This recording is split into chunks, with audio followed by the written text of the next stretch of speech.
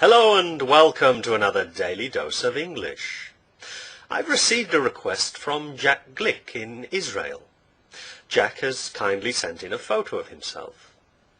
Jack writes, "Could you please explain the present perfect for dummies? Thanks in advance." I've decided to make a very short but sweet dose to make this verb tense as easy as possible. The present perfect is formed using the auxiliary verb to have and a main verb in the past participle. A past participle is the third form of the verb. Take the verb look, for instance. The root verb, the infinitive, is to look. Look is a regular verb. All regular verbs add ed to the root verb to make the past simple. The past simple of look, the second form, is looked. Regular verbs also add ed to the root verb to form the third form, the past participle. The past participle of look is looked.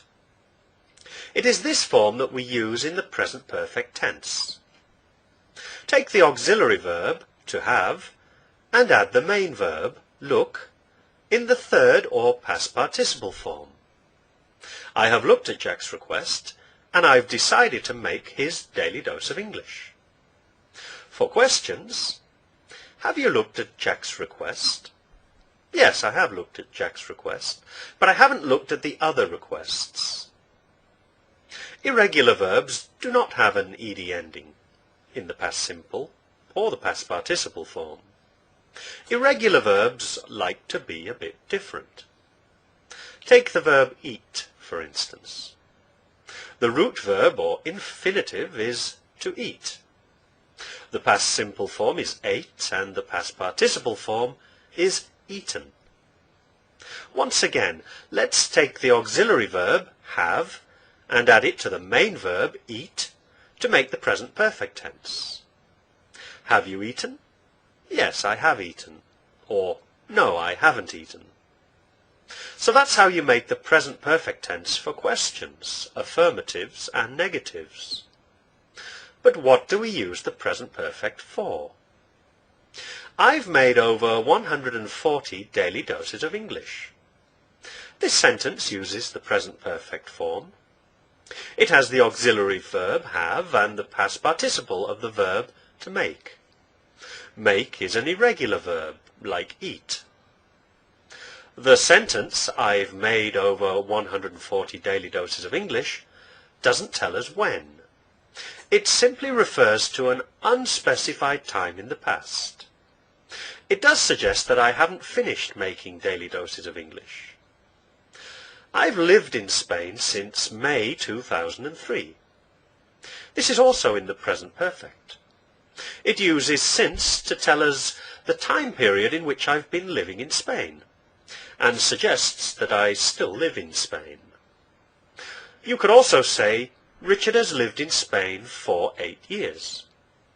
This uses for to tell us that I've been living in Spain for a period of 8 years, and suggests that I still live in Spain. Notice the change to has for the third person singular.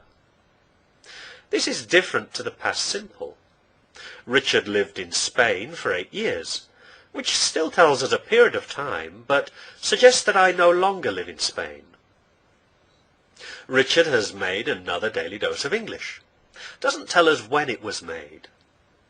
Richard has just made another daily dose of English. Tells us that I've made it recently.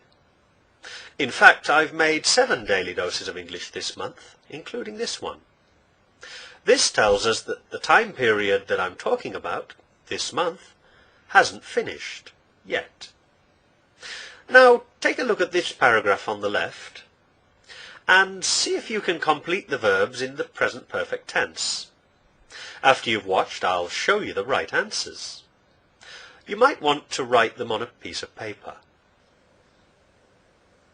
Press the pause button now and complete the answers.